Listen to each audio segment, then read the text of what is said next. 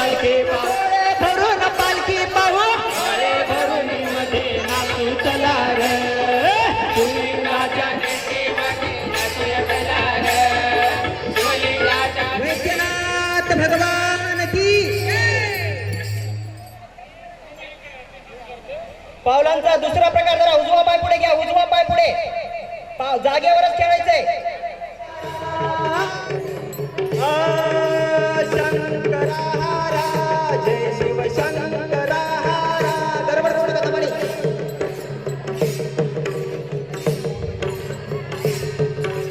शंकरा हरा जय शिव शंकरा हरा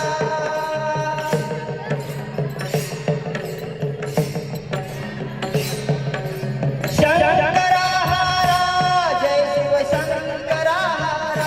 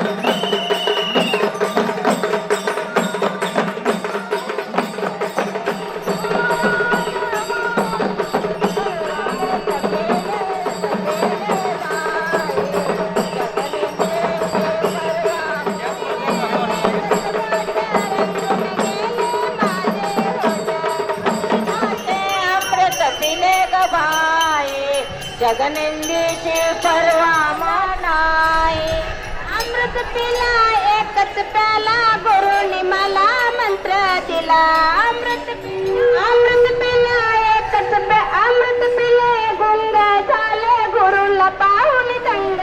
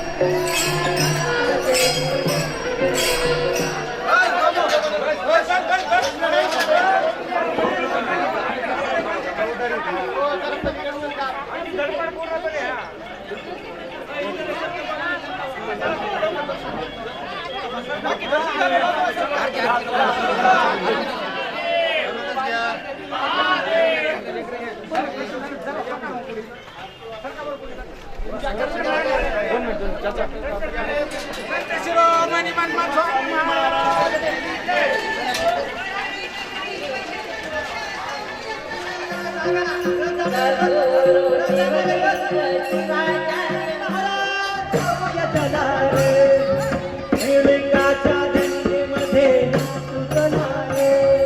शिवलिंगाच्या दंडीमध्ये नाचुतनार शिवलिंगाच्या दिंडीमध्ये नाचत शिवलिंगाच्या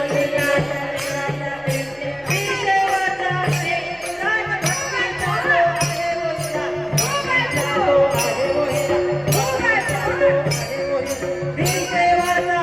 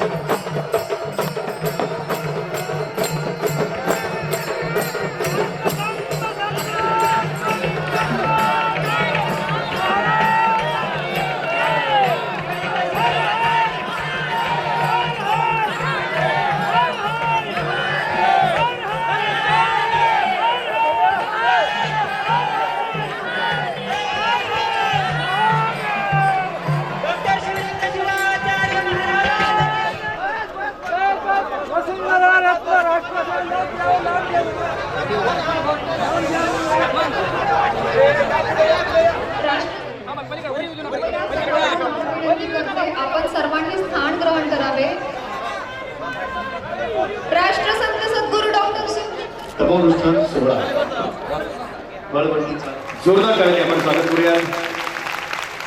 साधू संत येती करा.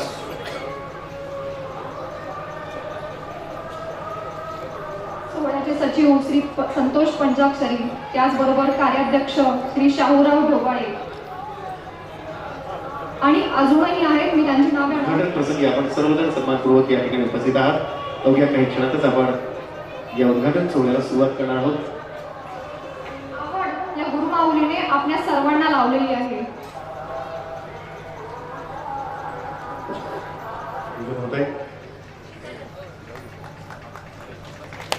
सर्वांना विनंती करते टाळ्यांचा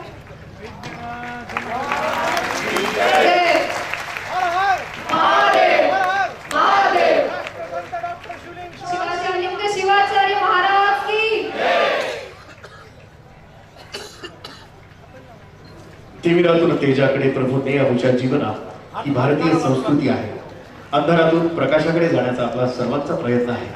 तमसो मा ज्योतिर्गमय, असतो मा सत्यमय, मृत्योर्मा अमृतमय या भारतीय संस्कृतीचे आपण पाईक आहोत. आणि याच संस्कृतीला अनुरूप आजचा हा देखणा सोहळा सर्व मान्यवर. भारतीय संस्कृतीमध्ये दीप प्रज्वलनाचे महत्व म्हणजे आपल्या सर्वांमधील अज्ञानरूपी जो अंधकार आहे तो नष्ट करून आपले सर्वांचे जीवन ज्ञानमय सुखमय व्हावे.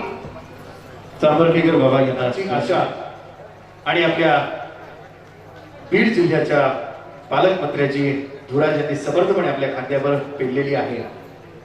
हा बीड जिल्ह्यासाठी विनंती करतो आपण वसुंधरा रत्न राष्ट्रसंत डॉक्टर शिवलिंग शिवाचार्य महाराज यांच्या पाद्यपूजन करून आपण त्यांचे आशीर्वाद घ्यावे. आपल्याला विनंती आहे आपल्या शुभहस्ते महाराजांचं पूजन आणि मंगल आशीर्वाद आपण प्राप्त करावेत. महाराज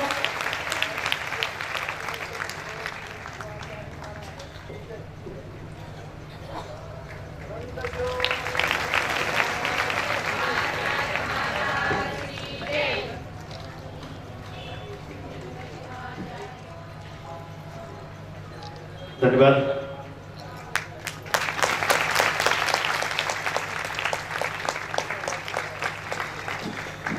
सद्गुरु सारखा असता पाठी राखा असं म्हणतात. सद्गुरूची पाठ राखण जर असेल तर जगातलं कोणतंही काम आपल्यासाठी अगदी साधं होऊन जातं. आणि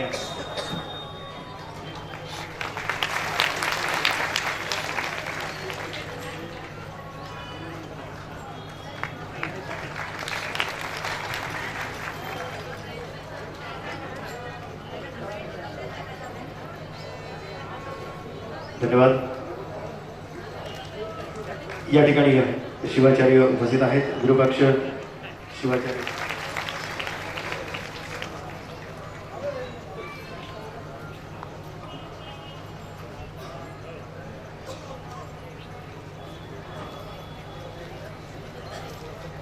धन्यवाद. नगराध्यक्ष सौ सरोजनीताई हलगे यांच्यासह सुरेखाताई मेनकुदळे धन्यवाद.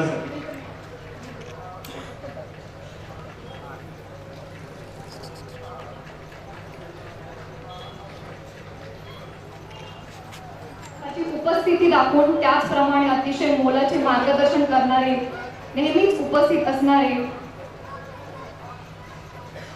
असे हे श्री वैद्यनाथ देवस्थान ट्रस्टचे सचिव.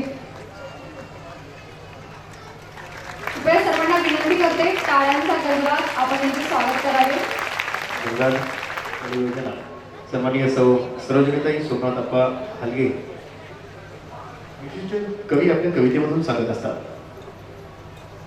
पण आपल्यासारख्या भक्तांच्या मनात मात्र श्रावण मास जसजसा येत राहील तसतसा आनंदाचे उमळे फुटत असतात. कारण याच श्रावण मासामध्ये या पवित्र भूमीमध्ये परमेश्वराचे आशीर्वाद आपल्याला मिळत असतात.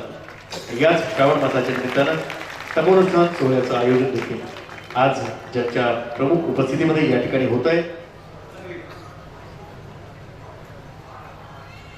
सर्व समाजाचं 103 वर्ष वयाचं आधुनिक काळातील चिर तरुण असं नेतृत्व वसुंधरा रत्न राष्ट्रसंत डॉक्टर शिवलिंग शिवाचार्य महाराज यांच्या 82व्या तपोनुष्ठान सोहळ्यानिमित्त या ठिकाणी जमलेल्या सर्व भक्तजन, आमच्या बीड जिल्ह्याच्या पालकमंत्री सन्माननीय पंकजाताई, शहराच्या नगराध्यक्षा आदरणीय सरोजिनी काकू, ज्यांच्या योगदानातून मूलभूत सुविधा निर्माण दिल्या, या स्थळाची जागा, गुरुवर्यांचे 2 खोलीचे बांधकाम, त्यासोबत अन्नदानासाठी दर्शन मंडप आणि वैद्यकीय सेवेसाठी स्वतंत्र असा नवीन जी वास्तू आहे त्या मंडपाचं योगदान देणारे, ज्यांनी जगद्गुरूंच्या कडून दीक्षा समाजाची घेतलेली आहे, असे आजच्या कार्यक्रमाचे अध्यक्ष आदरणीय राजेशदादा देशमुख, ज्यांनी वैलिकीच्या नेत्यांनी सहकार्य केलं असे मिंटुरे भाऊ, व्यासपीठावर उपस्थित सर्व सन्माननीय केबल कमिटीचे सदस्य, समाजाचे मार्गदर्शक तथा या शहराचे प्रथम नागरिक आदरणीय सोमनाथ काका हलगे, आम्हा सर्वांचे मार्गदर्शक, ज्यांनी नेहमी आम्हाला प्रेरणा दिलेली कार्य करण्यासाठी, असे आमचे मार्गदर्शक डॉक्टर सुरेश चौधरी साहेब, आदरणीय गुरुवर्य इटके गुरुजी, या कार्यक्रमासाठी खास उपस्थित असलेले अहमदपूरचे पंचायत समितीचे अध्यक्ष, ज्यांची आपावर नितांत श्रद्धा आहे, अशा आयुधाताई केंद्रे, वैद्यनाथ बँकेचे चेअरमन आदरणीय अशोक जैन साहेब, माजी नगराध्यक्ष जुगलसेठजी लोहिया.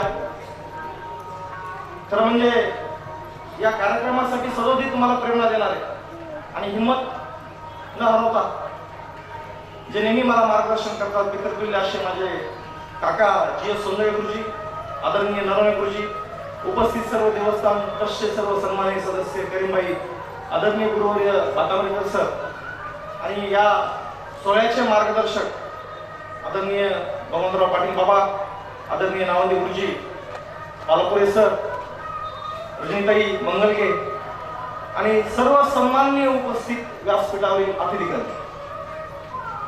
काही जणांनी आली, परंतु या शोभायात्रेसाठी जो उत्साह आपल्या सर्वांचा होता, या सर्वांचा उत्साह अगदी तन मन धनानं भूक ताण हरवून सकाळची 11ची वेळ दिलेली होती आणि ती दिलेली असताना 11ची वेळ आपण 10 वाजल्यापासून या तळीमध्ये उपस्थित होतात. त्यामुळे आपल्या सर्वांना मी एकदा आपल्या नतमस्तक होतो आणि या कार्यक्रमासाठी आवर्जून उपस्थित असलेले आदरणीय गुरुवर्य मनमतदान महाराज यांच्या चरणी मी कोटी कोटी वंदन करतो.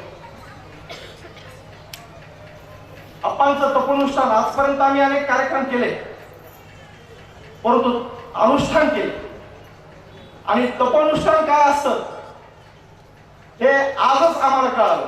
सर्व समस्त बांधवांच्या माध्यमातून माझ्यासोबत माझ्या खांद्याला खांदा लावून काम करणारे माझे मित्र, मार्गदर्शक, ज्येष्ठ बंधू सोमनाथप्पा निलंगे, विशेष योगदान आणि परिश्रम करणारे चंद्रकांतजी उदगीरकर, वजनाजी बागवाले, माझे मित्र गिरीश बेंबळगे, ॲडव्होकेट गिरीश नरवणे, सचिव संतोषजी पंचाक्षरी, सर्वांची नावं म्हणजे घेता येतील, कारण इतके परिश्रम मागच्या 2 महिन्यापासून आमचे सर्व सदस्य घेत होते. आमच्यापेक्षाही आप्पा सर्वाधिक उत्साही दिसायला लागले. ते केवळ भक्तजनांच्या प्रेमामुळे आणि प्रभू वैद्यनाथाचा आशीर्वाद,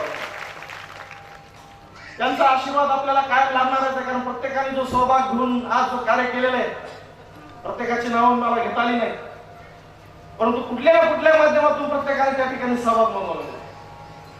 जेव्हा पंकजाताईंना आम्ही भेटायला गेलो तेव्हा त्यांनी सांगितलं की माझी अपार श्रद्धा आहे आणि मला अन्नदान जे आहे ते मला करायचंय आणि 21 दिवसाचं अन्नदान मला करायचं.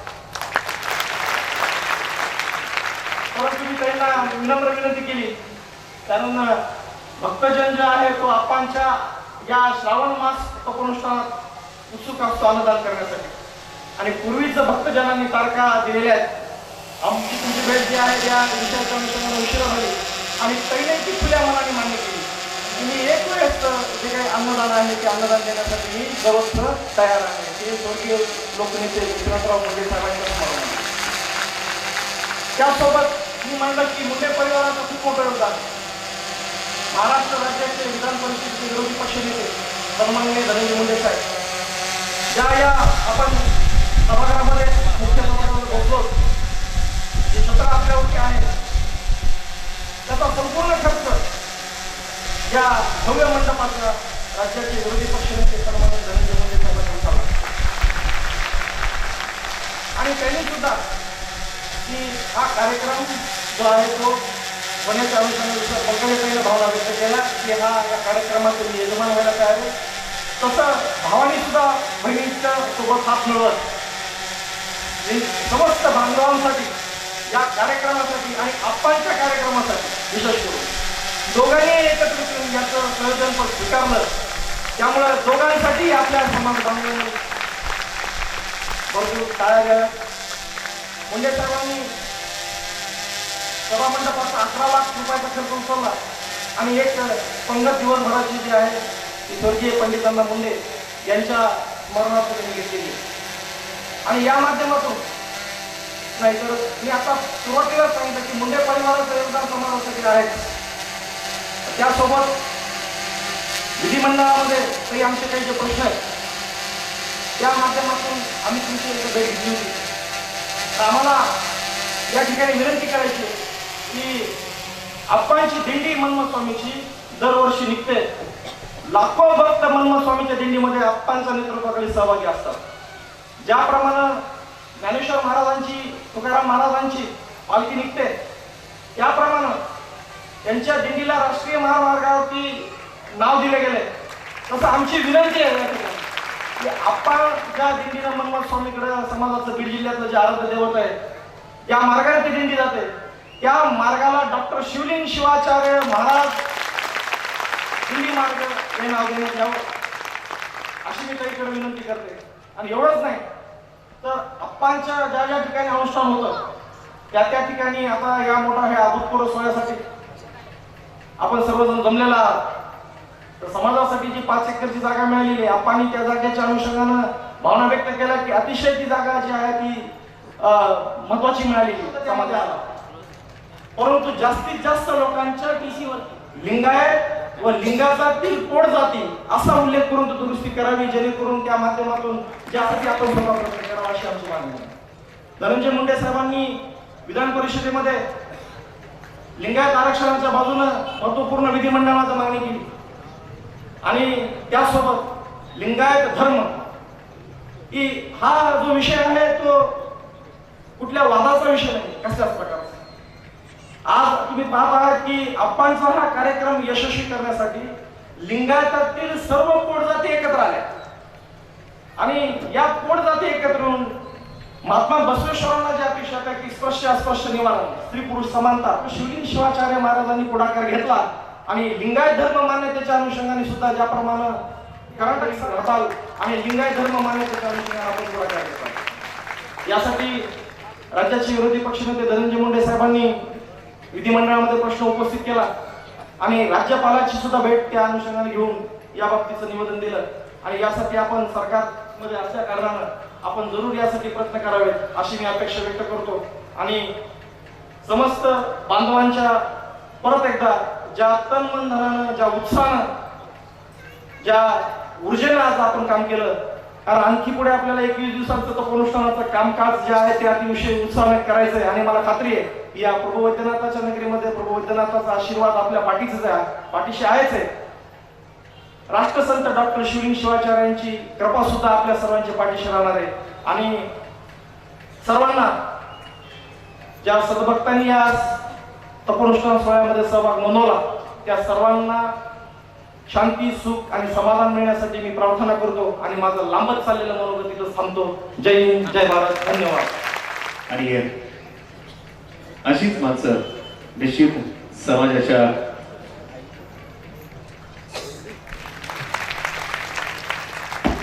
प्रगतीसाठी प्रेरक असतात. परळीतील विविध सामाजिक संस्थांकडून सदाशिवप्पा शेटे यांना वैद्यनाथ जीवन गौरव पुरस्कार मिळालेला आहे.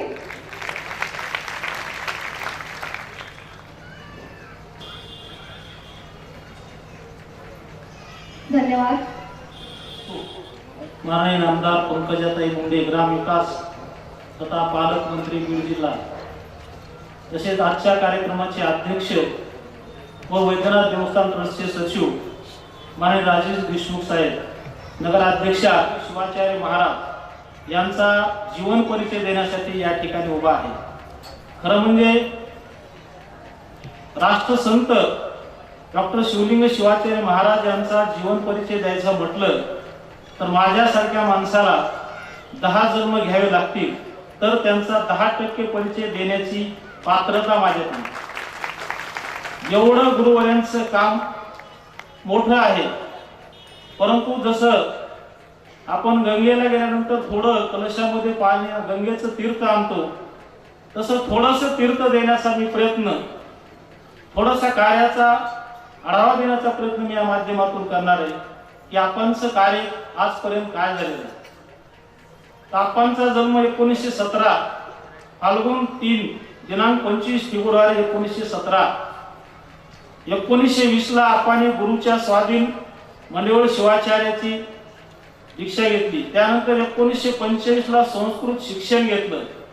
1927 साली माहेश्वरी दीक्षा मुद्रा पद्धतीने ज्ञान अवगत केलं. 1932 ला वीरमठ संस्थान चे उत्तराधिकारी म्हणून घोषित झाले आप्पा. यानंतर आप्पांचा 1938 ला पट्टाभिषेक कार्यक्रम संपन्न झाला. 1938 ला श्रावण मासाचं पहिलं अनुष्ठान श्री कपिलदार येथे आप्पांनी संपन्न केलं. यानंतर प्रथमा, व्याकरण, मध्यमा, काव्यतीर्थ या 3ही परीक्षा आप्पांनी उत्तीर्ण केलेल्या आहेत. वरद पाठशाळा सोलापूर येथील अभ्यासक्रम एका वर्षात आप्पांनी पूर्ण केलेला आहे. जंगमवाडी मठ वाराणसी मठाचा कार्यभार आप्पांनी 1939 साली स्वीकारला आणि काशी मठात 1939 साली आप्पांनी दुसरे अनुष्ठान केले. यानंतर 1945 साली ज्यावेळेस आपला भारत देश स्वतंत्र झाला नव्हता त्यावेळेस लाहोर विद्यापीठातून आप्पांनी MBBS ची पदवी प्राप्त केली. म्हणजे बघा, आप्पा हे त्यावेळेस डॉक्टर झाले की ज्यावेळेस डॉक्टरांना लाखोची कमाई करण्याची संधी होती तर ती सर्व संधी सोडून आप्पांनी आपल्या समाजासाठी वाहून घेतलं. ही किती मोठी उपाधी आपल्यासाठी आपण निर्माण करून दिलेली. स्वातंत्र्य चळवळीमध्ये सक्रिय सहभाग आणि आप्पांना 2 वेळेस तुरुंगवास पण झालेला आहे. सामाजिक कार्य सोडून हिमालयात योग साधण्यासाठी आप्पा 1948 साली कुलू मनाली येथे गेलेले. त्यानंतर हिमालयातील योग साधना पूर्ण करून ते महाराष्ट्रात 1953 ला आले. शिवपाठाच्या आवृत्तीचं प्रकाशन आप्पांनी 1955 साली केलं. त्यानंतर श्री क्षेत्र कपिलदार पदयात्रेची सुरुवात जी की आता चेतन सरांनी उल्लेख केला ताई, ते 1955 पासून आपल्या आप्पांनी ही यात्रा सुरू केलेली. ती आस्थागायत सुरू आहे. तर या यात्रेला निश्चितच चेतन सरांनी जी मागणी केली त्याचा आपण विचार करावा ताई. या मागणीला आपण मान्यता मिळवून द्यावी. 1985 ला परमरहस्य पारायण आवृत्ती प्रकाशित केली.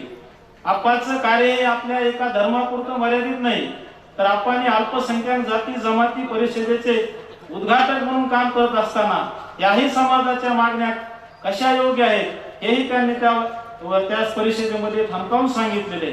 तसेच आप्पांनी कपिलदार पदयात्रेचा सुवर्ण महोत्सव 2004 साली साजरा केला.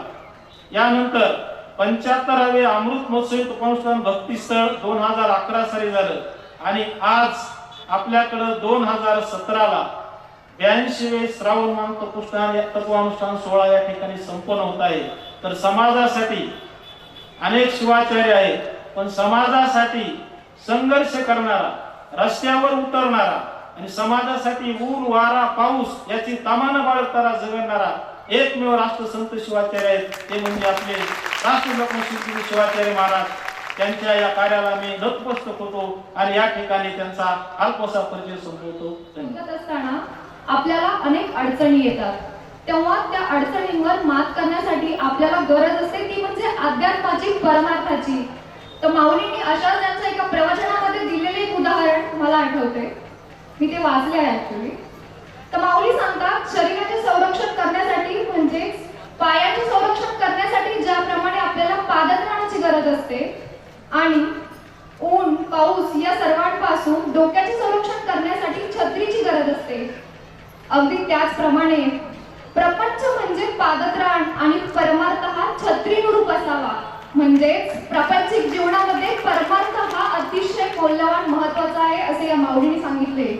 या सोहळ्यामध्ये परमरहस्य ग्रंथाचे सामूहिक पारायण येथे आयोजित करण्यात आलेले आहे. शिवलिंग शिवाचार्य अहमदपूरकर महाराज यांच्या चरणी विनम्र प्रणाम करून या कार्यक्रमाला आवर्जून उपस्थित असलेल्या आपल्या राज्याच्या ग्रामीण विकास मंत्री, बीड जिल्ह्याच्या पालकमंत्री सन्माननीय पंकजाताई मुंडे, व्यासपीठावर उपस्थित असलेले मनमत गुरुपाक्ष महाराज, मनमत स्वामीच्या मठाचे गुरुपाक्ष महाराज, व्यासपीठावर उपस्थित असलेल्या परळीच्या नगराध्यक्षा हलगेताई, व्यासपीठावर उपस्थित असलेले वैद्यनाथ देवस्थान ट्रस्टचे ट्रस्टी सन्माननीय बाबासाहेब वामनराव देशमुख,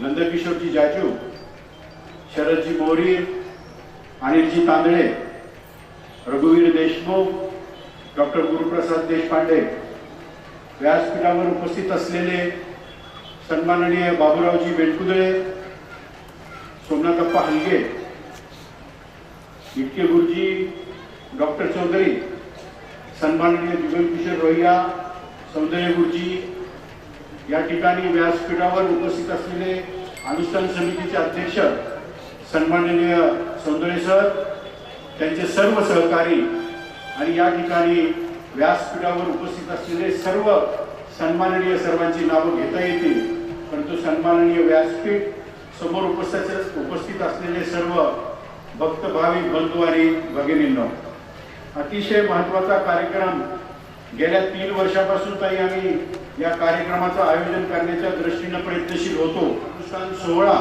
अहमदपूरकर महाराजांचा व्हावा याच्यासाठी आम्ही प्रयत्न केले, परंतु प्रश्न असा होता की अतिशय मोठा कार्यक्रम हा होणार होता आणि कदाचित देवस्थान ट्रस्टला सुद्धा हा कार्यक्रम आवडतो की नाही अशी परिस्थिती या ठिकाणी होती. आणि मग माझी अशी विनंती होती, ते करत असताना समाजाच्या लोकांनी पुढे यावं आणि लिंगायत समाजाच्या लोकांनी एक समिती बनवावी आणि त्या समितीला देवस्थान ट्रस्टतर्फे जे लागेल ते इन्फ्रास्ट्रक्चर या ठिकाणी उपलब्ध करून द्यावं, अशा पद्धतीची भावना मी व्यक्त केली. गेल्या 3 वर्षानंतर यावर्षी अतिशय चांगल्या पद्धतीनं या परळी शहरामध्ये चांगली अनुष्ठान समिती निर्माण झाली आणि त्या अनुष्ठान समितीच्या त्या कार्यामुळं या ठिकाणी देवस्थान ट्रस्टने त्यांच्या सहकार्य केलं आणि या ठिकाणी हा अभूतपूर्व कार्यक्रम या ठिकाणी होतोय. मी खरं सांगू का, हा अभूतपूर्व सोहळा कदाचित हा आपल्या इथं एकमेव आहे. त्याचे अनेक कारण आहेत. त्या कारणामध्ये असं आहे की कदाचित वैद्यनाथाची भूमी आहे आणि एखादा महाराज डॉक्टर असावा, तो खरा वैद्य असावा, अशा पद्धतीचे महाराज सुद्धा मला प्रथम या ठिकाणी दिसले. मी आपल्याला सांगू इच्छितो की हे 82वा अनुष्ठान महाराजांचं या ठिकाणी आहे. 81 आणि 82 अनुष्ठान करणारे कदाचित ते एकमेव महाराज राहतील, कारण 102 वय हे कुणाला मिळणार नाहीये. आणि म्हणून खऱ्या अर्थाने त्यांनी स्वतःच्या जीवनामध्ये जे पांडा घालून घेतला आपल्याला सांगितलं पाहिजे. बाकी सर्व भक्तगणांना ही गोष्ट माहिती आहे, परंतु मुठीमध्ये जेवढे तांदूळ बसतील तेवढेच तांदूळ स्वतः शिजवून एकच वेळ ते घ्यायचे आणि दिवसभर दुसरं काहीही घ्यायचं नाही, अशा पद्धतीची दिनचर्या त्यांची आयुष्यभर आहे. आणि म्हणूनच कदाचित त्यांच्या त्या दिनचर्येमुळं आज देवानी त्यांना आणि लोकांच्या भक्तिभावामुळं आज आपल्यामध्ये ते आहेत आणि इतक्या चांगल्या पद्धतीनं त्यांनी 81 अनुष्ठान करून या ठिकाणी 82वा अनुष्ठान या ठिकाणी वैद्यनाथ देवस्थान ट्रस्टच्या आणि वैद्यनाथाच्या भूमीमध्ये करण्याचं ठरवलं. खरं तर आपलं भाग्य आहे, येत्या 21 दिवसामध्ये त्यांची या ठिकाणी महापूजा होणार आहे. महापूजा झाल्यानंतर त्यांचं दर्शन होणार आहे आणि ह्या कार्यक्रमाच्या दरम्यान इथे निरंतर पारायण चालू राहणार आहे. 3 आठवडे 3 टप्पे पार या ठिकाणी होणार आहे आणि मोठ्या संख्येने सर्व समाजाच्या लोकांनी दुसरी एक गोष्ट सांगू इच्छितो की या ठिकाणी ते सर्व समाजामध्ये या ठिकाणी महाराज म्हणून त्यांना अत्यंत चांगली मान्यता आहे. अनेक समाजाची लोक त्यांना मानतात, ते कुठल्याही एका समाजाचे नाही आहेत आणि म्हणूनच केंद्रीय या स्टेजवर आहे. ही परिस्थिती कोणालाही जमत नाही. हा विश्वास महाराज होत असताना सर्वांना हा विश्वास संपादन करता येत नाही आणि असे हे गुरु माऊली आपल्या या ठिकाणी आहेत. आपली माता जशी मातृतुल्य असते तसं गुरु माऊली सुद्धा आईच्या ठिकाणीच असते. अशा पद्धतीचा उपदेश मी अनेक महाराजांकडून या ठिकाणी ऐकलाय आणि म्हणून आपण सर्वांनी या ठिकाणी या भक्तिमय पर्वाचा आपण लाभ घ्यावा. देवस्थान ट्रस्ट सदैव अशा कार्यक्रमाच्या पाठीशी असलं पाहिजे. ते देवस्थान ट्रस्टचं कर्तव्य आहे. असे कार्यक्रम या ठिकाणी झाले तर देवस्थान ट्रस्टनी पुढे काम केलं पाहिजे आणि ते काम आम्ही गेल्या 15 वर्षामध्ये या ठिकाणी करत आहोत आणि भावी काळामध्ये सुद्धा करत राहू. काही आपल्याला सांगितलं पाहिजे, आपल्या भूमीमध्ये 4 या ठिकाणी जगद्गुरूंचे कार्यक्रम देवस्थान ट्रस्टने घेतले. आता एकमेव एक जगद्गुरू शिल्लक आहे यांचा कार्यक्रम आपल्याला घ्यायचा आहे आणि तो कार्यक्रम सुद्धा आपण नजीकच्या काळामध्ये तो घेणार आहे आणि ते झाल्यानंतर पुन्हा 5 जगद्गुरू एकत्र आणण्याच्या संदर्भात सुद्धा आम्ही चर्चा केली. सोमनाथापाशी आम्ही बोललो. सोमनाथ आपामध्ये घ्यायला हरकत नाही, परंतु देवस्थान ट्रस्टने त्याच्यामध्ये पुढाकार घेतला पाहिजे. सोमनाथप्पा आम्ही पुढाकार घेणार आहोत. आपण सर्वांनी समाजाने त्या ठिकाणी साथ द्यावी आणि अशा पद्धतीचा कार्यक्रम सुद्धा गेल्या 25 वर्षापूर्वी अशा पद्धतीचा कार्यक्रम या ठिकाणी झालाय. तो भावी काळामध्येही व्हावा अशा पद्धतीची इच्छा देवस्थान ट्रस्टची आहे. देवस्थान ट्रस्ट वर्षभरामध्ये अनेक कार्यक्रम घेतं. तरी आपल्याला सांगितलं पाहिजे, आम्ही या ठिकाणी वैकुंठ चतुर्दशी दिवशी आता एक मोठा कीर्तनाचा कार्यक्रम सुरू केला आहे. दत्त जयंतीच्या दिवशी सुद्धा आम्ही या ठिकाणी कीर्तनाचा कार्यक्रम सुरू केला आहे. दिवाळीच्या पाडव्या दिवशी गायनाचा कार्यक्रम आहे. पालखीच्या समोर गायनाचा कार्यक्रम आहे. गीत रामायणाचा कार्यक्रम या वर्षामध्ये आम्ही सुरू केला आहे. गेल्या 2 वर्षापासून गीत रामायण अव्वल दर्जाचे गायक आणून आम्ही या ठिकाणी करतो आहोत. अशा पद्धतीनं एक तीर्थक्षेत्र म्हणून त्या सर्व गोरगरीब भाविकांच्या दृष्टीनं या ठिकाणी कार्यक्रम घेण्याचं काम आम्ही या ठिकाणी करतोय. तरी मला एकच विनंती करायची, काही मागणी करायची नाहीये, कारण हा कार्यक्रम मागणी करण्याचा नाहीये, हा धार्मिक कार्यक्रम आहे आणि अशा व्यासपीठावर आपण कुठल्या मागण्या करणं मला उचित वाटत नाही. परंतु एक मागणी मी करणार आहे, आपण या ठिकाणी स्वागत उत्सुक आहात. आता येणारा समारोपाचा जो कार्यक्रम आहे त्या कार्यक्रमाला आपण या ठिकाणी मुख्यमंत्र्यांना आणलं पाहिजे, या ठिकाणी आपण राज्यपालांना आणलं पाहिजे, संबंधित मंत्रिमंडळ या ठिकाणी बरेच लोक आले पाहिजे. कारण महाराजांचं हे ज्योतिर्लिंगाच्या ठिकाणचं पहिलं अनुष्ठान आहे आणि कदाचित 82 अनुष्ठान फार मोठं अनुष्ठान आहे. म्हणून या अनुष्ठानाला या ठिकाणी आपण सन्मान देण्याची आवश्यकता आहे आणि तो सन्मान आपण द्यावा एवढी मात्र मी रास्त अपेक्षा या स्टेजच्या माध्यमातून आपल्याला करणार आहे. बाकी समाजाच्या गोष्टी ज्या आहेत त्या अध्यक्षांनी या ठिकाणी मांडलेल्या आहेत. म्हणून येत्या समारोपाचा कार्यक्रम आपण जसं आम्हाला मुंबईला अभिवादन दिलं की मी त्या ठिकाणी एक घटक आहे या कार्यक्रमाची, तर समारोपाच्या कार्यक्रमाची आपण जिम्मेदारी घ्यावी आणि हा साजेसा कार्यक्रम अशा ठिकाणी एक चांगला कार्यक्रम घेण्याची जिम्मेदारी मी आपल्याला एक देवस्थान ट्रस्टचा सेक्रेटरी आणि अनुष्ठान समिती संयुक्त विद्यमाने असल्यामुळं मी आपल्याला या ठिकाणी विनंती करतो, फार लांबलचक बोलण्याची गरज नाही. येत्या 21 दिवसामध्ये हे भक्तिमय वातावरणाचा लाभ सर्व भाविकांनी घ्यावा अशी विनंती करून मी माझे 2 शब्द संपवतो. जय हिंद, जय महाराष्ट्र. पालकमंत्री बीड जिल्हा माननीय आमदार पंकजाताई मुंडे यांना विनंती करतो, आपण आवाजात जरा जोरदार टाळ्यांचा पाहिजे. आपल्या सर्वांचं श्रद्धास्थान, ज्यांच्याविषयी बोलण्याची सुद्धा मला वाटतं त्यांच्या तपस्येविषयी बोलण्याची सुद्धा आपण हिंमत नाही करू शकत. एवढी मोठी तपश्चर्या ज्यांच्या जीवनामध्ये ज्यांनी केली आहे ते आपल्या सर्वांचे श्रद्धास्थान आदरणीय शिवलिंग शिवाचार्य महाराज आणि त्यांच्या 82व्या तपो अनुष्ठानाच्या निमित्ताने आपण इथे मंचावर विराजमान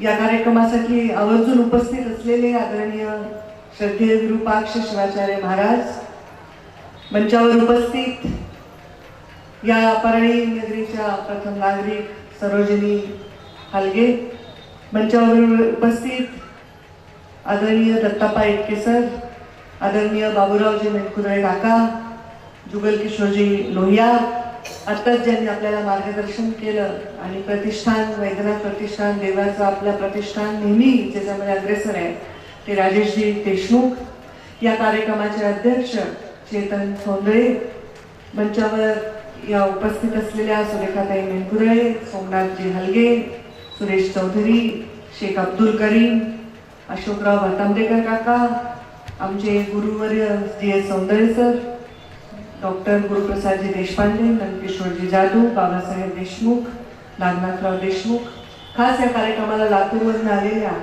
सभापती अयोध्याताई केंद्रे, मंचावर उपस्थित सर्व इतर मान्यवर आणि एवढ्या संख्येने या अनुष्ठानाच्या या कार्यक्रमाला या सोहळ्याला स्वतःच्या डोळ्यांनी बघण्यासाठी आणि आपल्या श्रद्धास्थान ज्यांना राष्ट्रसंत वसुंधरा रत्न आणि याच्याहीपेक्षा काय उपाधी द्यावी त्याही उपाधी त्यांना शोभेल अशा आमचे आदरणीय श्रद्धेय शिवाचार्य महाराज आणि त्यांच्या भक्ती असणाऱ्या माझ्या माता भगिनी, वडीलधारी मंडळी, युवा बांधव, खरं तर एवढ्या महिलांची संख्या एवढा वेळ एखाद्या कार्यक्रमामध्ये तन मन धनाने अगदी जुंपलेली आहे हे बघून खूप आनंद होतो.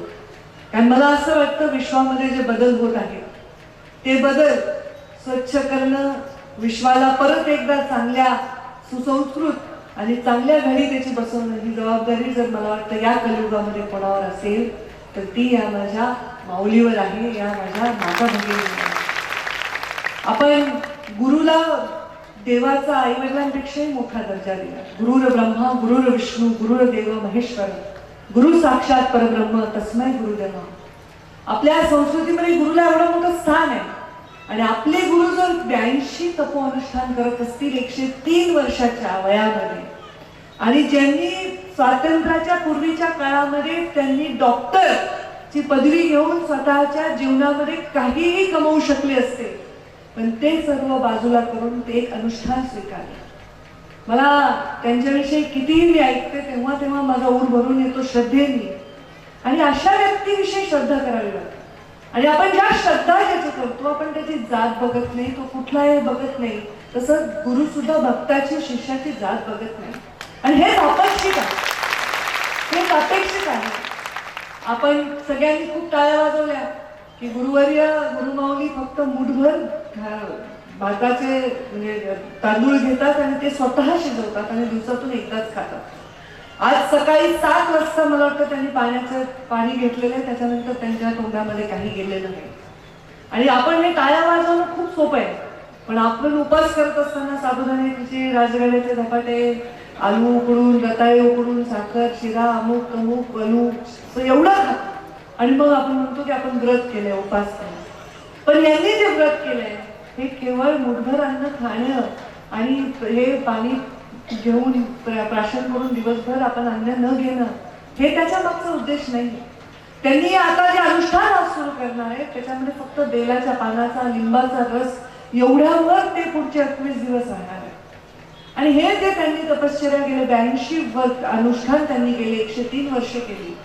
आज ते जेव्हा त्या पायरीवरून उतरले आणि आमच्या समोर झपझप चालत ते दिवाला म्हणजे समईला लावायला गेले तेव्हा मला त्यांच्या तपश्चर्येचं तेज लक्षात आलं. पण त्यांच्या तपश्चर्येचा संदेश कुणाला लक्षात आलाय का? त्यांनी एक मूठ धान्य खाऊन राहायचं, त्यांनी लिंबाचा रस प्यायचा, त्यांनी 21 दिवस अनुष्ठान करायचं, त्यांनी ही तपश्चर्या करायची. आपण त्यांच्या पायावर डोकं ठेवायचं, इथून निघून जायचं. याच्यासाठी ही तपश्चर्या नाही. आपण उपाशी राहावं याच्यासाठी पण ही तपश्चर्या नाही. पण मला वाटतं त्यांचा जो संदेश आहे तो संदेश अत्यंत अत्यंत महत्वाचा आहे. त्यांचं जीवन काही एका दिवसात सुरू झालेलं नाहीये. आज 103 वर्षानंतर ह्या स्थानावर आहे. जसं सूर्य हळूहळू उगवतो आणि मग प्रकाशमान होतं जग, तसं एखाद्याचं जीवन सुद्धा उगवत उगवत उगवत ते जेव्हा वर येत तेव्हा प्रकाशमान संघर्षातून ते विद्या वर येतं.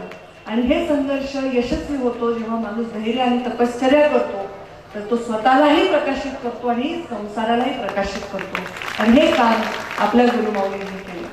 मला आज वाटतं त्यांचा जो संदेश आहे, त्यांची जी तपश्चर्या ती हीच सांगते की आपल्या प्रेमाचा, आपल्या संवेदनशीलतेचा जरा कधी आटला नाही पाहिजे. आज समाजामध्ये प्रेमाची गरज आहे, आज समाजामध्ये संवेदनेची गरज आहे.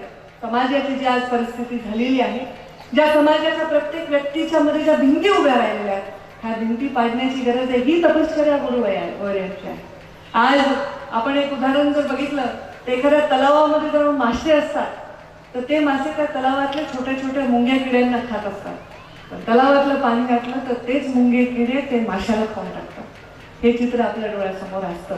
आणि त्याच्यामुळे आज आपल्या जोपर्यंत समाजाच्या तलावामध्ये संवेदनशीलतेचं, प्रेमाचं, धैर्याचं, तपश्चर्याचं पाणी आहे तोपर्यंत मासे जिवंत राहतील. नाही तर तलाव आटला तर मुंग्या किडेच माशांना खातील ही परिस्थिती निर्माण. आणि ही परिस्थिती निर्माण होऊ नये म्हणून कलियुगामध्ये हे तपश्चर्या करणारे आपल्याला गुरुवर्य लाभले. त्यांच्या डोक्या पायावर डोकं ठेवणं, त्यांचं दर्शन घेणं हे त्यांना अपेक्षित आहे का? हे त्यांना केवळ अपेक्षित नाही. त्यांच्या तपश्चर्याचा संदेश घेऊन आपण आपल्या कोणा गरिबाची भूक मिटवू शकलो, आपण एखाद्या शिक्षण घेणाऱ्या गरीब विद्यार्थ्यांना डोक्यावर हात ठेवून त्याला शिकवू शकलो, आपल्याकडे जर 2 रुपये असतील तर आपण त्याच्यातले काही देण्याची नियत ठेवू शकलो, कुणाच्या खिशाला हात न लावता जीवनामध्ये लोकांना देऊ शकलो, तर ही तपश्चर्या खरी आहे. आणि ही तपश्चर्या त्याच्यामुळे करू होणार. आपण आपापल्या खरं तर हे मंच राजकारणाचा नाही, हा मंच क्रेडिट घेण्याचा पण नाही.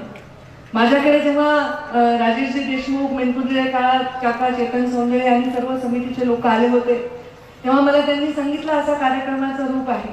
मी त्यांना म्हटलं की माझ्या जीवनामध्ये गुरु आणि पिता, माता आणि पिता आणि गुरु ह्याला खूप मोठं स्थान आहे. आणि माझ्या वडिलांच्या नावाने, माझ्या वडिलांची खूप खूप श्रद्धा मुंडे साहेबांची होती आणि त्यांचं शिवलिंग शिवाचार्य महाराजांवर खूप प्रेम आणि श्रद्धा होती. त्यांचं सुद्धा मुंडे साहेबांना नेहमी आशीर्वाद होता. आणि मग आपण त्यांच्या नावाने इथे अन्नदान व्हावं आणि एक पंगत आपण त्या नावाने आपण इथे सुरू करावी. तर मी असं सांगितलं आपल्या सगळ्या समितीला की अख्ख्या 21 दिवसाचे 3 वेळेचं जेवण मी स्वीकारायला तयार आहे, माझी इच्छा आहे. पण मला त्यांना चेतन सौंदर्याने सांगितलं की नाही ताई, काही भक्तांची इच्छा आहे की एक नाश्ता आम्ही द्यावा, एक जेवण आम्ही द्यावं. माझ्याकडे द्यायची परिस्थिती म्हणून मला अहंकार नाही झाला पाहिजे, हीच गुरुची शिकवण आहे ना. मी जर पैसा आहे म्हणून 21 दिवस दिले तर तुमच्या भक्तीला कुठेतरी जागा नाही मिळणार. मग त्यांनी मला सांगितलं नाही काय तुम्ही सगळं देऊ शकणार नाही. मग त्यांनी सांगितलं यांनी बुक केलंय, त्यांनी बुक केलं. म्हणजे ठीक आहे, मग तुमची जशी इच्छा आहे आपण दुपारचं जे जेवण आहे ते दुपारचं जेवण मुंडे साहेबांच्या नावाने त्यांनी ज्यांच्यावर खूप श्रद्धा केली त्या कार्यक्रमासाठी आपण देऊ. पण या माध्यमातून मला याच्यात क्रेडिट घ्यायचंय, मी अमुक पक्षाची आहे, मी हे केलंय हे म्हणण्यासाठी मी केलं नाही.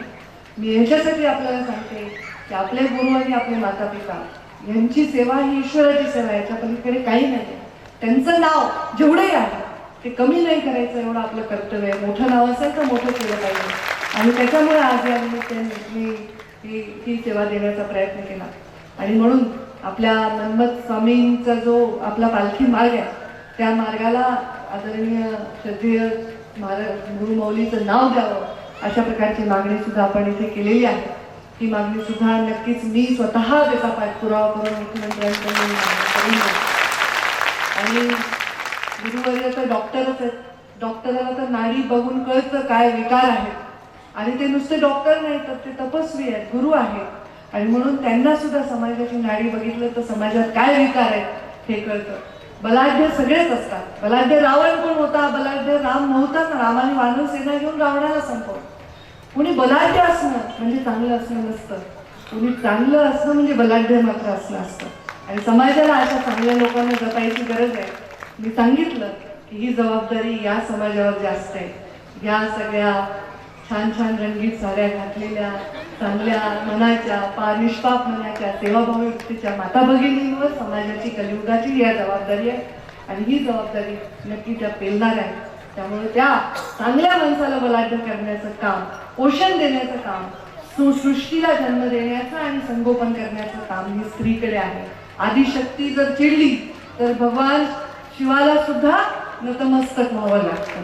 आणि त्यामुळे ह्या आदिशक्तीच्या जीवनामध्ये भविष्यामध्ये तिच्या पुढे हे सगळं मोठं आव्हान आहे. आणि शेंगटे पेरण्याची शक्ती फक्त आदिशक्तीमध्ये आहे. शिवलिंग शिवाचार्य महाराज शिवभक्त आपण सर्व आहोत. मी पण आहे, तुम्ही पण आहात. आणि आपण वैद्यनाथाच्या इथे परळीमध्ये जन्म घेतलाय, या पावनभूमीमध्ये जन्म घेतलाय.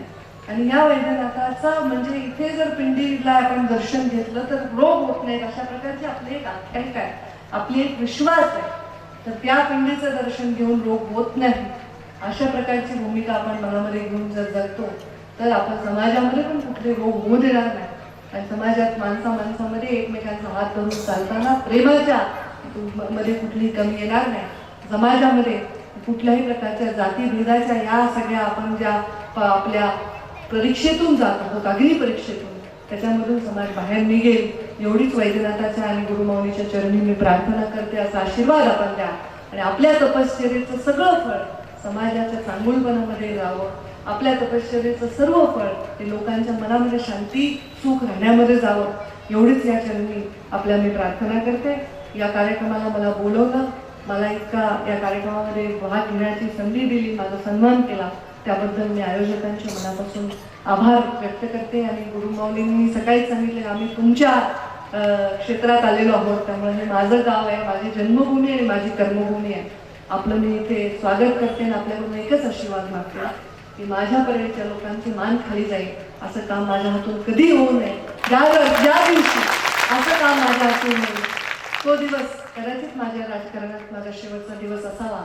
फक्त सेवा लोकांची व्हावी, दारात आलेला व्यक्ती हा माझ्या हसत घरातून जावा आणि त्याच्या मी काहीतरी दुःखामध्ये त्याच्या सेवेमध्ये काहीतरी मी माझा फुलाची पाकळी उचलावी, एवढंच या निमित्ताने मी सांगते आणि आपल्या सर्वांची रजा घेते. धन्यवाद.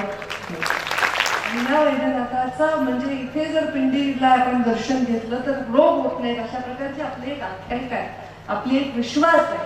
तर त्या पिंडीचं दर्शन घेऊन रोग होत नाही अशा प्रकारची भूमिका आपण मनामध्ये घेऊन जर जगतो तर आपण समाजामध्ये पण कुठले रोग होऊ देणार नाही. आणि समाजात माणसामध्ये एकमेकांचा हात धरून चालताना प्रेमाच्या मध्ये कुठली कमी येणार नाही. समाजामध्ये कुठल्याही प्रकारच्या जातीभेदाच्या या सगळ्या आपण ज्या आपल्या परीक्षेतून जात आहोत, अग्नी परीक्षेतून, त्याच्यामधून समाज बाहेर निघेल एवढीच वैद्यनाथाच्या आणि गुरुमाऊलीच्या चरणी मी प्रार्थना करते. असा आशीर्वाद आपण द्या आणि आपल्या तपश्चर्येचं सगळं फळ समाजाच्या चांगुलपणामध्ये जावं. आपल्या तपश्चर्येचं सर्व फळ ते लोकांच्या मनामध्ये शांती सुख राहण्यामध्ये जावं. एवढीच या चरणी आपल्या मी प्रार्थना करते. या कार्यक्रमाला मला बोलवलं, मला इतका या कार्यक्रमामध्ये भाग घेण्याची संधी दिली, माझा सन्मान केला, त्याबद्दल मी आयोजकांच्या मनापासून आभार व्यक्त करते. आणि गुरुमाऊलींनी सकाळीच सांगितले आम्ही तुमच्या क्षेत्रात आलेलो आहोत, त्यामुळे हे माझं गाव आहे, माझी जन्मभूमी आणि माझी कर्मभूमी आहे. आपलं मी इथे स्वागत करते आणि आपल्याकडून एकच आशीर्वाद मागते की माझ्यापर्यंतच्या लोकांची मान खाली जाईल असं काम माझ्या हातून कधी होऊ नये. ज्या दिवशी असं काम माझ्या हातून होईल तो दिवस कदाचित माझ्या राजकारणात माझा शेवटचा दिवस असावा. फक्त सेवा लोकांची व्हावी, दारात आलेला व्यक्ती हा माझ्या हसत घरातून जावा आणि त्याच्या मी काहीतरी दुःखामध्ये त्याच्या सेवेमध्ये काहीतरी मी माझा फुलाची पाकळी उचलावी, एवढंच या निमित्ताने मी सांगते आणि आपल्या सर्वांची रजा घेते. धन्यवाद. पासून दररोज दुपारी 3 ते 4 षटस्थळपती विरूपाक्ष शिवाचार्य महाराज मनमथराव यांचा असणार आहे. विषय असणार आहे शिवागम, गीता व कीर्तन परंपरा. विचार सार परमा आद्यां जगद्व्यापिनी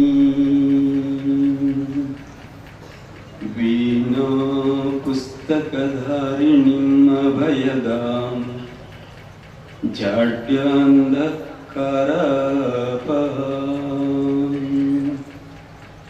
हस्ते स्फाटिकमालिकां विदधतीं पद्मासने संस्थितां वन्दे तां परमेश्वरीं भगवतीं बुद्धिप्रदां शारदां बुद्धिप्रदां शारदां बुद्धिप्रदां शारदां. भवानी शंकर वंदे श्रद्धा विश्वासरूपिणौ. जगदादि जगद्गुरु रेणुकादि पंचाचार्यांचे, महान क्रांतीसूर्य महात्मा बसवेश्वरांचे, संत शिरोमणी मन्नत माऊलींच्या चरणी अनंत कोटी दीर्घदंड प्रणाम अर्पण करून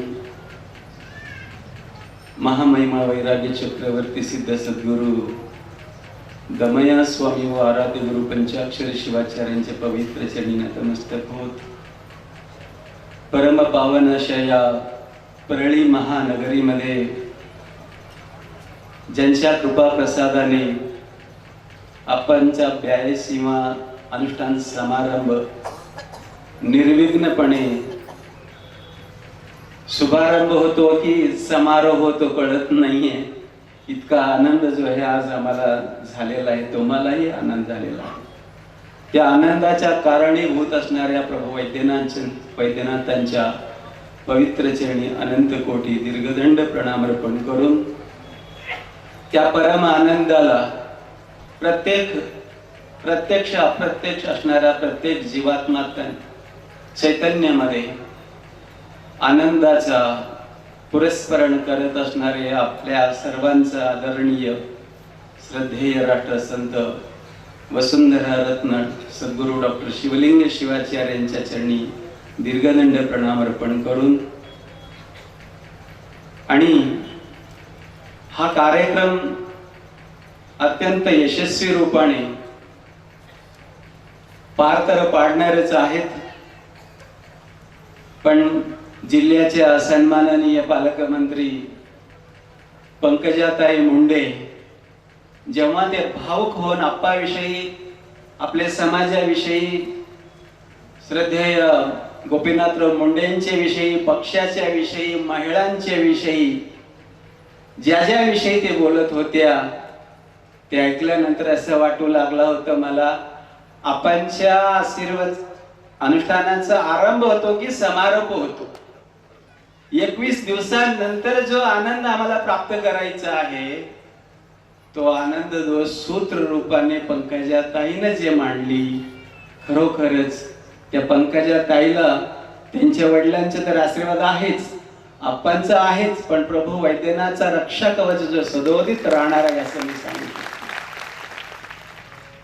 या अनुष्ठान गेल्या 81व्या अनुष्ठानापर्यंत जेवढेही अनुष्ठान झाले त्या सर्वोपरी असणारं अनुष्ठान म्हणजे प्रभू वैद्यनाथांच्या सानिध्यात होणारं अनुष्ठान आहे. आणि ह्या अनुष्ठान कार्या आपणच नव्हे, या परळी नगरीमध्ये ज्यांच्याही संतांचा स्पर्श होतो त्या सर्व संतांमध्ये प्रभू वैद्यनाथाला पाण्याची दृष्टी जर कोणाला दिलं असेल तर ते राजेश देशमुखला दिली आहे. आणि असेच वैद्यनाथांच्या कृपा आशीर्वाद एकट्या राजेश देशमुखांवर नसून संपूर्ण देवस्थान कमिटीच्या अध्यक्षापासून कर्मचारी पर्यंत सर्वांना ते प्राप्त होतोय. आणि प्राप्त होण्यासाठी आपण काय करावं पंकजाताईने फार सुंदर सांगितले, मला वेगळं सांगायची गरज नाही. आणि आमचे चेतन सौंदळे म्हणत होते या समाज मला हेच कळत नव्हतं, या समाज काय. आज राजेश देशमुख जी असो की पंकजाताई असो, या समाजावर खूप प्रेम आहे. अरे या समाज काय आहे. प्रत्येक माणसांतला माणुसकी जर बघण्याची दृष्टी जर द्यायला दिला आहे ना तो समाज एकच आहे, तो समाज एकच आहे. आणि तो आपल्या थोर संत मनमत माऊली आपल्या पसायदानामध्ये म्हणतात, जे जे दिसे दृष्टी पुढे अवघे, ही दृष्टी राजेश देशमुखांना आणि पंकजाताईला दिलेली आहे असं मला वाटतं. आणि म्हणून महाराष्ट्र अत्यंत थोर आहे आणि म्हणून ते महाराष्ट्र आहे. भारताची हा विशेषता आहे, त्यामध्ये महाराष्ट्र सुद्धा एक महत्ता आहे, जिथं 5 ज्योतिर्लिंगाचा जो आहे आपल्या सेवा करण्याची संधी आम्हाला महाराष्ट्राच्या लोकांना मिळाली. मला वाटतं कदाचित पंकजाताई म्हणत असेल फक्त परळीमध्ये येऊन कोणी नाराज होऊ नये. मला वाटतं महाराष्ट्र मधून सुद्धा कुठल्याही ज्योतिर्लिंगामध्ये आलेला भक्त कधी नाराज होऊन जाता कामा नये. ही आपली जिम्मेदारी आहे, आपली जिम्मेदारी. मी जर बोलू लागलो तर काही लोक टाळी वाजवतात, काही लोक म्हणतील आता महाराज आप्पाला बोलू द्या की हो. म्हणून मी कोणाचंही नाव नाही घेतलं. आता नवीन निर्वाचित झालेले आमचे हलगेताई महानगर अध्यक्ष झाले, हलगे आप्पा आपल्या देवस्थान कमिटीचे उपाध्यक्ष आहे, ते अत्यंत आमचे राजे देशमुख सारखे जीव तोडून मनमथ स्वामी क्षेत्राच्या विकासासाठी ते प्रयत्नशील असतात. राजेश देशमुखला जेवढा सहयोग सहकार मिळतं तेवढं जर आमचे सोमनाथ आप्पाला जर भेटलंच नक्की कपिलाधारचा विकास झाल्या वाचून राहू शकत नाही. इटके गुरुजी आहेत, डॉक्टर सुरेश चौधरी आहेत, बरेचसे सगळे आहेत. आणि आणखीन एक लहानसा मुलगा चेतन, याचं नाव चेतन आहे. वाटलं नव्हतं की एवढं मोठी जबाबदारी हे पेलेल आणि यशस्वी करून दाखवेल असं वाटत नव्हतं. पण चेतनना चैतन्य धरलं तरुणांमध्ये, त्याला कारण म्हणजे आपांचे आशीर्वाद. आमचे अशोक नावंदे गुरुजी आपांचे परिचय करत असताना फार सुंदर सांगत होते. आमचे शिवभक्त परायण भगवंतराव बाबा चामरगेकर असो, आमचे नावंदे गुरुजी असो, संपूर्ण महाराष्ट्रातल्या जेवढे कीर्तनकार महिला आणि पुरुष आहेत, समस्त आपण सगळे इथे उपस्थित आहात. उद्याचा जो माझे विषय आहे भगवद्गीता आणि सैवागम या तुलनात्मक जो आहे माझे विषय आहे. आणि संक्षिप्त यथावत जेवढं आज जी समाजामध्ये जे ते निर्माण झालेली आहे, हे शिवभक्त आहे, विष्णू भक्त आहे, भगवद्गीता म्हणजे अमुक अमुकांचंच आहे, सिद्धांत शिकामणी अमुक अमुकांचंच आहे, हे जो भेद आहे हे भेद नाहीसं करायचं, हेच पंकजताईचं म्हणणं होतं. आणि तेच जो भगवद्गीता आणि सैवागमामध्ये समन्वय, शिवभक्त आणि वैष्णवांमध्ये समदृष्टी निर्माण करणं आजची काळाची गरज आहे. आणि तोच कार्य आप्पांनी करत असतात, करू लागलेले. आणि म्हणून 103 वर्ष ते गाठतात. तुम्हाला आम्हाला जर दीर्घायू होऊन जगायचं असेल तर आप्पांच्या दृष्टी आमच्या अंगात पण येण्याची काळाची नितांत गरज आहे, असं या व्यासपीठावरून मी सांगू इच्छितो. आप्पा आताच आमचे राजेशजी फार सुंदर सांगत होते की आप्पा एवढंच आहार घेतात, ते सगळ्यांना माहिती. राजेशजीला मी सांगू इच्छितो, म्हणजे त्यांना माहिती आहे, त्यांना निमित्त करून तुम्हा सगळ्यांना,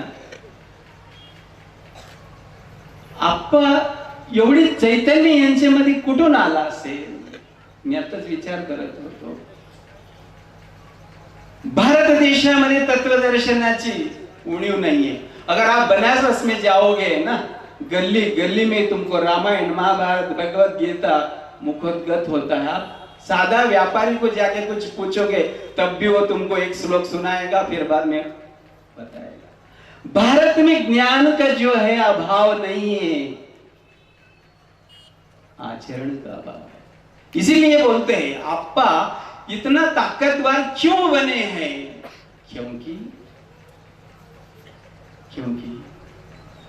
don't supply the knowledge, rather apply it. हम सब यही कर रहे, ज्ञान को जो दूसरों को दे रहे, उस ज्ञान को अगर हमारे जीवन में उतारेंगे तो हम आप्पा नहीं बनेंगे, लेकिन आप्पा का आगे होने वाले 1 से 8 साल का जो है ना बर्थडे पे जरूर हम रहेंगे. इतना ताकत शक्ति जो है आप्पा को प्रभु वैद्यनाथ दे, इतना ही मैं प्रार्थना करता हूँ. और मेरा बड़ा हुआ इस आशीर्वचन को मैं प्रभु वैद्यनाथ के चरण में समर्पित करते हुए मैं विराम लेता हूँ. धन्यवाद महाराज जी. अलग अलग है रंग फूल के, डाली सबकी एक है, माला कोई बनाए लेकिन माली सबका एक है. हा समदृष्टी भाव जो आपण उद्याच्या बलिहारी गुरु के जाओ जिने गोविंद दिखाए असं आपल्या संस्कृतीत म्हटलं जातं. गुरु आणि परमेश्वर दोघेही एकत्र उभे असले तर आधी कुणाच्या पायावर नतमस्तक व्हावं, तर संस्कृतीनं सांगितलेलं आहे आधी गुरूंच्या चरणांवरती नतमस्तक व्हावं. कारण गुरुच नसला असता तर परमेश्वराचा मार्ग आपल्याला दिसला नसता. म्हणून परमेश्वर आपल्याला ज्यांनी दाखवला तो आपला गुरु. आणि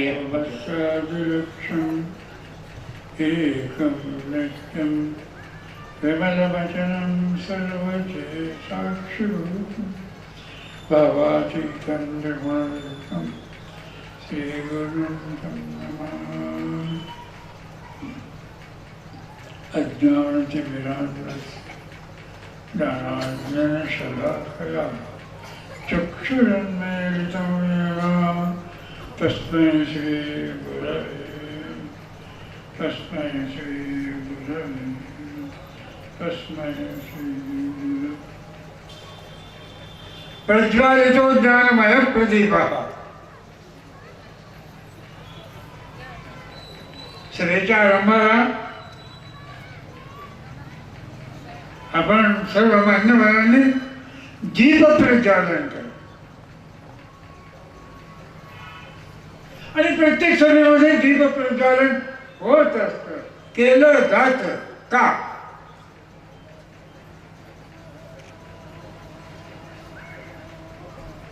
दीप प्रज्वालन म्हणजे प्रकाश.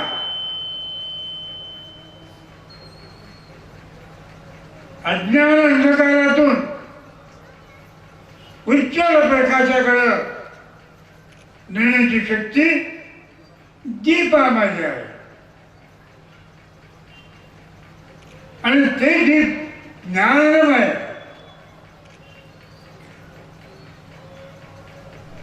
या जगामध्ये ज्ञानासारखी पवित्र वस्तूच नाही.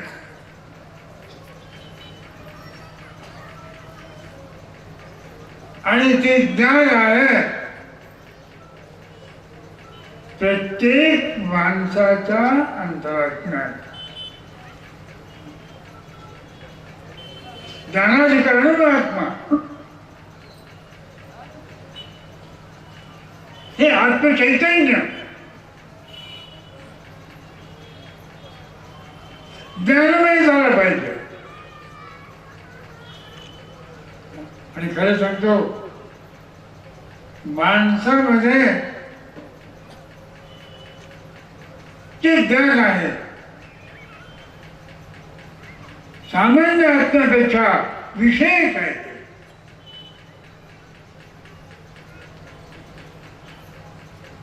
तिचे विमर्श आहे, कर्तव्याची जाण आहे. मी विचारतो, हा माणसाचा जन्म आपल्याला कसा करता मिळाला? आपण माणूस म्हणून काय झालो?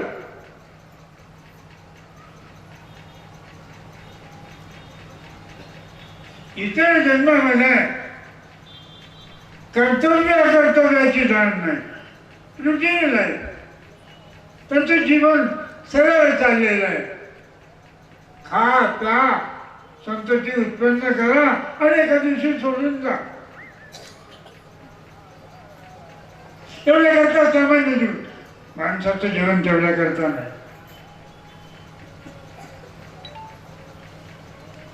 शिव बलवान प्राणी आहे, त्याने काही निर्मिती केली का? हत्ती सर्वात मोठा बलवान आहे, त्याने काही निर्मिती केली का?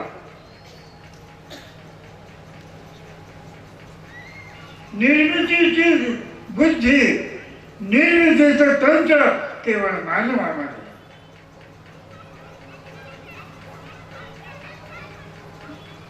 हे स्पीकर कोणी तयार केलं? महादेवानं, मारुतीनं कोणी तयार केलं? मानवाची बुद्धिमत्ता. आज हा मानव आपल्या बुद्धिमत्तेच्या जोरावर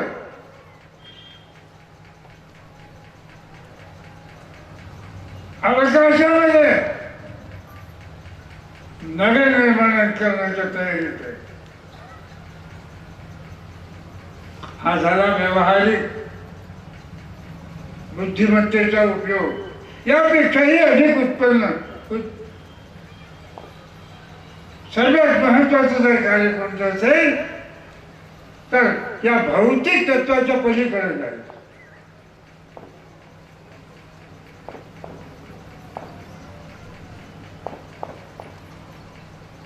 आणि तेवढ्या करता मानवाचा जन्म झालेला आहे.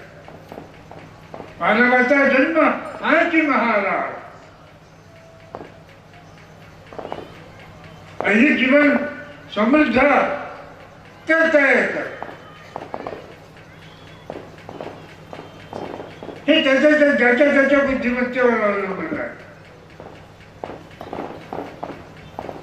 खरं म्हणजे मानव हा मानव आहे.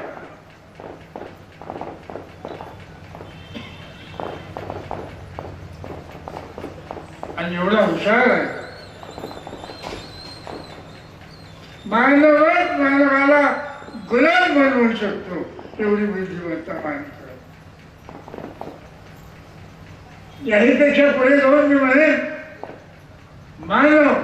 मानवाला देव करू शकतो एवढी बुद्धिमत्ता मानवामध्ये. राम कोण होतो? कोण? एका राजाचा मुलगा. त्याला देव कोणी दिलं? ही मानवाचीच बुद्धिमत्ता आहे. मानवाला पशु बनवू शकतो, मानवाला मानव बनवू शकतो, मानवाला संत बनवू शकतो. याहीपेक्षा पुढे जाऊन मानवाला देव बनवतो. खरं म्हणजे आपला जन्म तेवढ्या करतात झाला.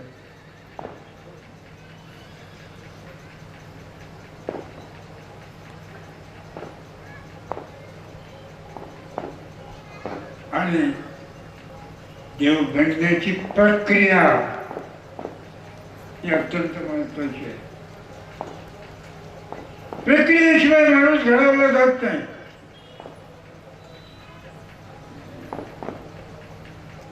आणि ती प्रक्रिया आरंभाला धर्मशास्त्राच्या माध्यमातून सांगितलेलं आहे.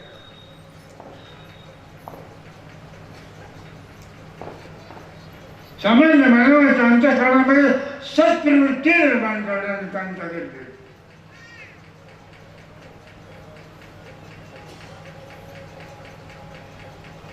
आणि ती निर्माण करण्याकरता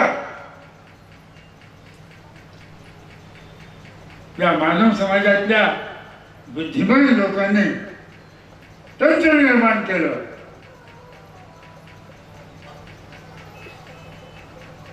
मानवाचं जीवन समृद्ध हो, सहकार्य यावं. त्यात 5 सूत्र सांगितले: अहिंसा, सत्य, अस्तेय, अपरिग्रह आणि ब्रह्मचर्य. याच्या माध्यमातून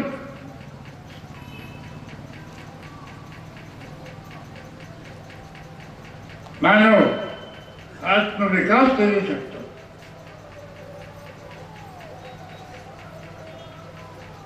ही जी 5 तत्व आहेत, या 5 तत्वाच्या मुळाशी एकच एक तत्व आहे. आणि ते महत्वाचं तत्व आहे. आणि मानवाचा तो खरा धर्म. खरा तो एकची धर्म जगाला काय करावं?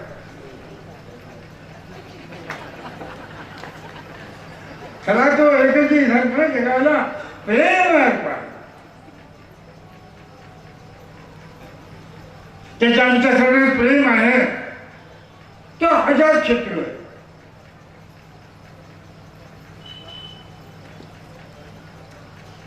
प्रेमामध्ये अहिंसा आली, प्रेमामध्ये सत्य आलं, प्रेमामध्ये अपरिग्रह आलं. प्रेम म्हणजे काय? खरं सांगा, प्रेम म्हणजे काय? तुमचं प्रेम कोणावर आहे?